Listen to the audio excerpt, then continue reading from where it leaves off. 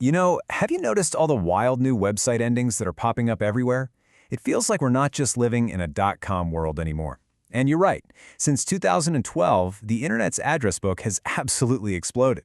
But this massive expansion, which was designed to give us all more choice, well, it's also created a brand new dark frontier for cybercrime. Okay, so let's break this down. On one side, you've got the classic familiar neighborhoods of the internet, right? .com, .net, .org. These are the legacy domains we all know and trust. But on the other side, you have this sprawling new digital suburbia, over 1,200 new domain endings. We're talking about things like .xyz, .stream, or .link, a whole new world. Now, on the surface, more options seems like a great thing, doesn't it? It gives businesses and people new ways to carve out their space online. But, and this is a big but, it also forces us to ask a really critical question. What if this expansion created the perfect, unregulated space for criminals to set up shop? And that's exactly what we're going to dig into. So you might be wondering, how did this all even happen? Well, back in 2012, the organization that basically manages the Internet's address book, it's called ICANN, they launched this big program to create all these new domain endings. The whole idea was to spark some competition and give people more choice beyond the classic .coms. And what followed was nothing short of a digital gold rush. It opened up this vast new territory online, and the intentions were good for sure. But the one thing that maybe wasn't fully anticipated was just how incredibly attractive this new, kind of loosely regulated space would be for people with less than good intentions. So, a team of researchers decided to investigate this. They launched a massive study, and I mean massive. They analyzed millions of domains to figure out if these new digital neighborhoods were actually safe or if they'd secretly become a playground for cybercrime. And when you first look at the data, the raw numbers seem to tell a pretty simple story.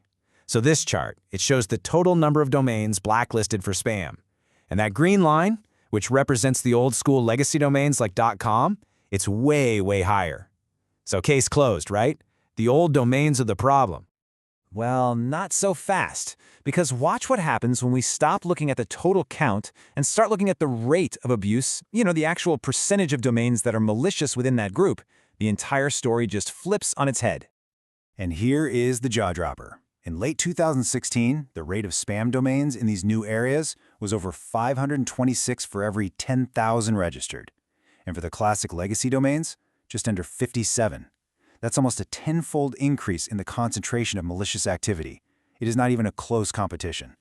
And it gets even crazier when you zoom in on specific new domains. Just look at .science. More than half of all of its registered domains were blacklisted for spam. For .stream, it was nearly 48%. Think about that. In some of these new digital neighborhoods, crime isn't just an outlier. It's practically the main business. Okay, so why? Why is this happening? What is it about these new domains that's acting like a magnet for criminals? Well, it turns out it's all about a fundamental shift in their strategy. See, in the old days, criminals often had to go through the trouble of hacking into a legitimate existing website to do their dirty work. But now, it is so much easier and frankly more efficient to just buy a brand new domain name specifically for your criminal enterprise. They're not breaking in anymore. They're building their own malicious infrastructure from the ground up. And this really comes down to a simple economic choice. The researchers who uncovered this trend said it perfectly. They noted that criminals increasingly prefer to register rather than hack domain names. I mean, why would you go through all the trouble of a complex hack when you can just register a domain for your phishing scam for less than $1?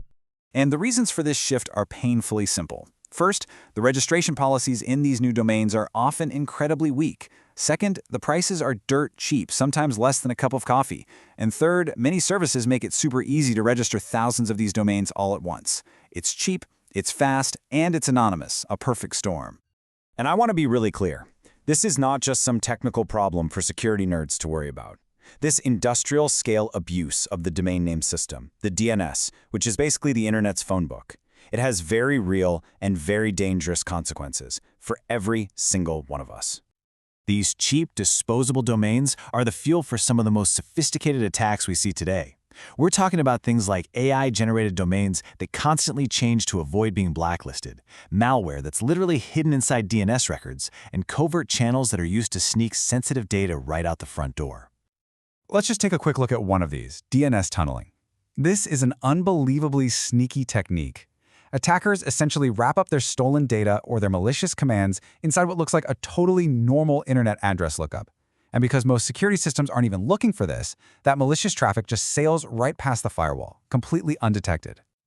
So for any business, failing to monitor this kind of activity is a massive risk. It can lead to just about everything you don't want. Ransomware attacks, huge compliance fines, devastating data theft. It creates this massive blind spot that just undermines your security at every single level. So what on earth can we do about it? How do we start cleaning up these dangerous new neighborhoods that have popped up all over the internet? Well, on an individual level, if you come across a malicious website, you can actually report it. And to be effective, it really matters how you do it. ICANN lays out a pretty clear guide. First, describe the harm, then name the domain, identify yourself, and most importantly, attach evidence like screenshots. But let's be real for a second. Reporting is reactive. It's like playing an endless game of whack-a-mole. You take one down and 1,000 more pop right back up. The real solution has to be bigger and it has to be proactive. The experts who studied this problem are calling for major systemic change. And that includes things like continuous monitoring of abuse rates by ICANN, much stronger safeguards before any more new domains get rolled out, and real, meaningful financial penalties for the companies that are profiting from selling these domains to criminals. We have to change the economic consensus so that security becomes more profitable than abuse. Which really leaves us with one final and pretty crucial question. The internet is only going to keep growing. So as we continue to build out these vast new digital cities, who is ultimately responsible for policing them and keeping them safe? Is it ICANN, the companies selling the domains, or is it all of us? It's definitely something to think about.